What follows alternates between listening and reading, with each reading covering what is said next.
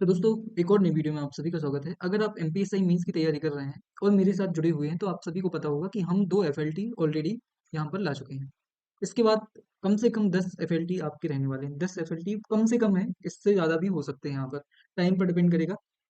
2 important बातें हैं यहाँ पर, ये वीडियो मैं इसलिए बना रहा हूँ कि मैंने देखा कि एफएलटी में कई लोगों का स्कोर बहुत ही कम है और उन्होंने टाइम भी दिया है उसके बावजूद। तो कई लोगों का जो स्कोर है वो 120 से 170 के आसपास क्या कर रहा है, एवरेज स्कोर यहाँ पर उनका रिलाई कर रहा है। अब इसको आपको क्या करना है, 200 के ऊपर ले जाना है।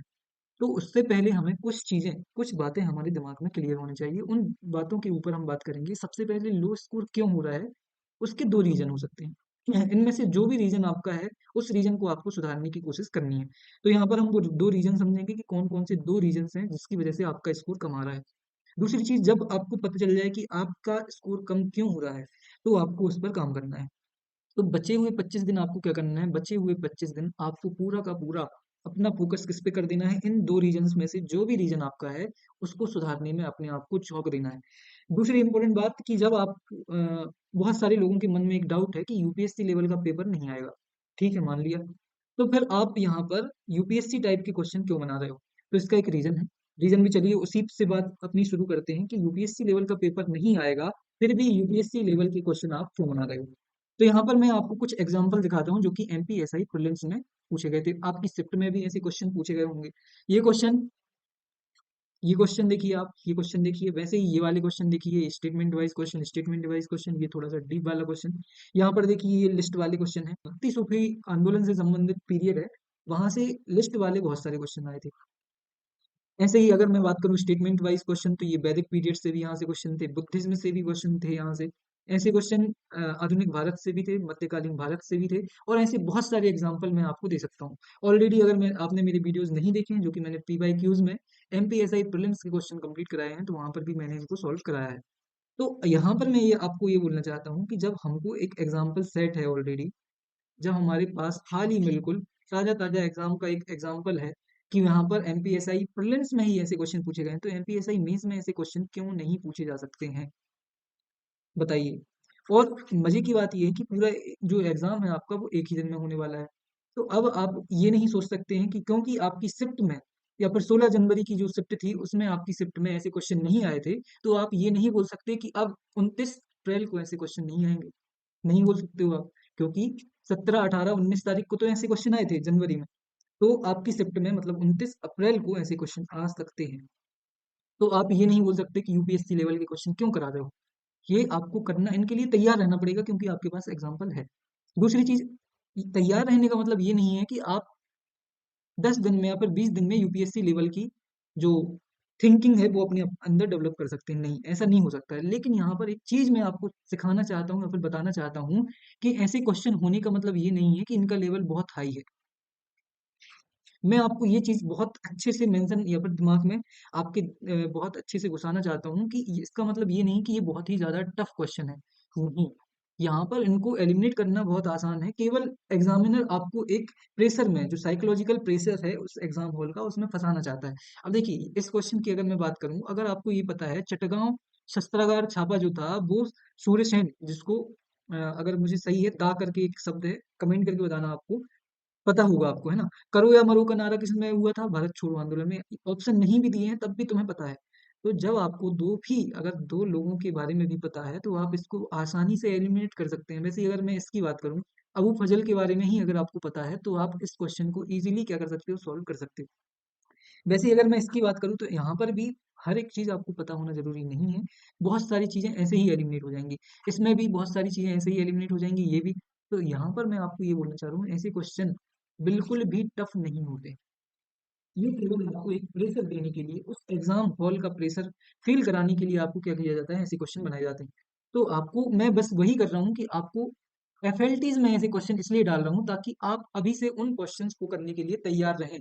29 अप्रैल को आपको ऐसा ना लगे कि ये क्या पूछ लिया इन लोगों ने। उसके लिए आपको रेडी रहना है इस दिमाग से। तो यहाँ पर सबसे इम्पोर्टेंट बात कि यहाँ पर मैं अब क्या करूँगा, क्वांटिटी थोड़ा कम कर दूँगा बस इसकी।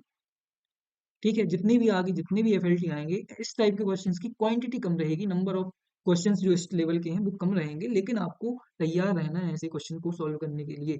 तो बिल्कुल भी डरना नहीं है इन क्वेश्चन से। इन क्वेश्चंस को सॉल्व करना बहुत आसान होता है। चलिए, ये हो गई बात हमारी क्वेश्चन कैसे बनेंगे। अब दो रीजन कौन से हैं जिसकी वजह से आपका स्कोर बहुत कम आ रहा है। पहला रीजन ये हो सकता है कि आप बहुत सारे क्वेश्चन गलत कर रहे हैं। तो जब भी आपका रिजल्ट आता है तो आपको एक चीज ध्यान से देखनी है कि अगर आपने 80 क्वेश्चन सॉल्व किए तो क्या आपके 20+ क्वेश्चन गलत तो नहीं हो रहे हैं, या फिर 90 क्वेश्चन अटेम्प्ट किए तो आपके 30 से ज्यादा क्वेश्चन गलत तो नहीं हो रहे हैं। क्योंकि अगर आपने 9 क्वेश्चन सही किए, सॉरी 9 क्वेश्चन किए और 30 गलत हो गए, तो यहाँ पर इसका मतलब ये हुआ कि आपका जो स्कोर है वो 180 माइनस 30 का मतलब 150, मतलब एवरेज से भी नीचे आ जाएंगे आप। तो अगर आप बहुत ज्यादा क्वेश्चन गलत कर रहे हैं तो आपको क्या करना चाहिए, इस पर भी बात करेंगे। तो सबसे पहले आपको पता क्या करना है, आपका जब रिजल्ट आता है तो आपको उसमें ये देखना है कि आपके कितने क्वेश्चन या फिर एक्यूरेसी आपकी कितनी है। पहला रीजन ये हो सकता है कि आपका स्कोर कम आने का रीजन एक्यूरेसी है, बहुत सारे क्वेश्चन गलत कर रहे हो। दूसरा रीजन जो है कम मार्क्स आने का, जो सबसे इंपॉर्टेंट है, वो है नेगेटिव मार्किंग का डर। बहुत सारे लोगों को लगता है कि एक नंबर का नेगेटिव मार्किंग हो रही है, इसका मतलब मुझे बहुत कम क्वेश्चन अटेम्प्ट करने हैं। और उसकी वजह से भी क्या हो जाता है, नंबर ऑफ क्वेश्चन जब आप कम अटेम्प्ट करोगे तो आपका स्कोर वैसे ही कम होना है। क्योंकि आज तक ऐसा कोई व्यक्ति नहीं है जिसकी 100% एक्यूरेसी हो। ऐसा कोई है क्या कि जिसकी 100% एक्यूरेसी, पूरे जितने भी उसने क्वेश्चन अटेम्प्ट किए, अगर उसने 70 क्वेश्चन अटेम्प्ट किए और 70 के 70 सही हो जाए, ऐसा कोई व्यक्ति है आज भी? नहीं हो मिलेगा आपको ऐसा इंसान। अगर ऐसा है कोई इंसान तो वो इंसान नहीं, क्योंकि जनरली ऐसा कोई नहीं होता है जिसकी 100% एक्यूरेसी होती है। लेकिन हाँ, 90+% एक्यूरेसी आपकी होनी चाहिए, ये बनाई जा सकती है। तो अगर आप क्वेश्चन बहुत कम अटेम्प्ट कर रहे हो तो आपका स्कोर अपने आप ही क्या हो जाएगा, कम हो जाएगा। तो आपको दो चीजों पर काम करना है। अगर आपका ये वाला ऑप्शन है तो आपको रिवीजन पर ध्यान देना है। क्या करना है आपको? रिवीजन। अगर आप बहुत कम, सॉरी बहुत ज्यादा क्वेश्चन गलत कर रहे हो, बहुत ज्यादा क्वेश्चन गलत कर रहे हो, तो आपको किस पर काम करना है? रिवीजन पर। इसका मतलब आपके कॉन्सेप्ट क्या है, क्लियर नहीं है अभी तक। कॉन्सेप्ट क्लियर नहीं मतलब रिवीजन करो, स्टैटिक बुक्स को बहुत ज्यादा देखो, बहुत ज्यादा प्रैक्टिस करो। प्रैक्टिस करने से भी कई बार एक्यूरेसी ठीक होती है। ये भी देखो कि कहीं आपकी सिली मिस्टेक्स तो नहीं हो रही। सिली मिस्टेक्स होना बहुत ही बड़ी मतलब गड़बड़ वाली बात है। अगर आपका इस लेवल में आके सिली मिस्टेक्स हो रही है आपकी, तो आपको इस पर काम करना है। दूसरा रीजन, अगर आपके बहुत कम स्कोर क्वेश्चन आप अटेम्प्ट कर रहे हो, फॉर एग्जांपल आप केवल 70 क्वेश्चन अटेम्प्ट कर रहे हो, अब इसमें ये होगा कि आप कम से कम, आपके 10 से 12 क्वेश्चन तो गलत होंगे ही होंगे। अगर आप 70 क्वेश्चन कर रहे हो, 12 क्वेश्चन आपके गलत हुए, तो इसका मतलब ये हुआ कि आपने 58 क्वेश्चन सही किए। अब इसका जब आप 3 से मल्टीप्लाई करेंगे तो ये हो जाएगा आपका 180 माइनस 6, तो ये होगा आपका 174। और इसमें से आपने ये 12 मार्क्स भी क्या कर दिए, कम कर दिए, तो आपका वैसे ही स्कोर क्या बनेगा, कम बनेगा। ये आ जाएगा आपका 160 के आसपास। तो यहाँ पर आपको कोशिश ये करनी है कि नंबर ऑफ क्वेश्चन ज्यादा से ज्यादा अटेम्प्ट करने की कोशिश करनी है। कितना फिर भी? तो आपको कम से कम 85+ क्वेश्चन अटेम्प्ट करना है। ये अच्छा क्राइटेरिया है अगर आपकी एक्यूरेसी सही है तो। 85+ क्वेश्चन अटेम्प्ट करना है। अगर 90+ करते हैं तो भी फायदा है।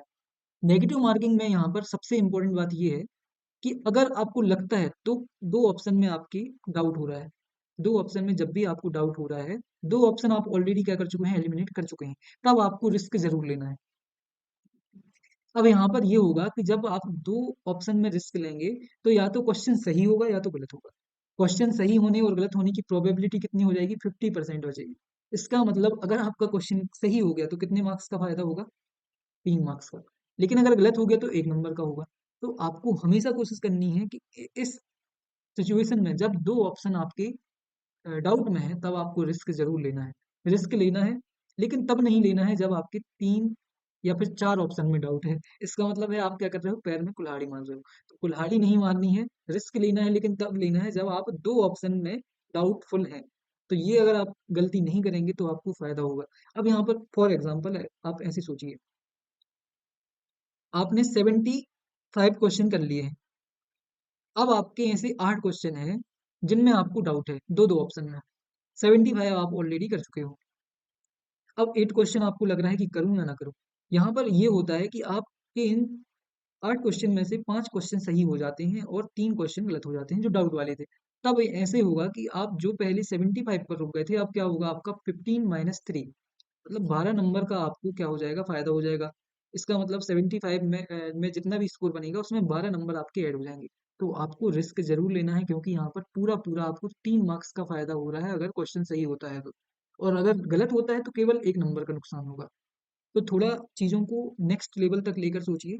और अगर आपका इन दोनों में से कोई भी चीज़ है, तो आपको क्या करना है, रिवीजन करना है पहली बात।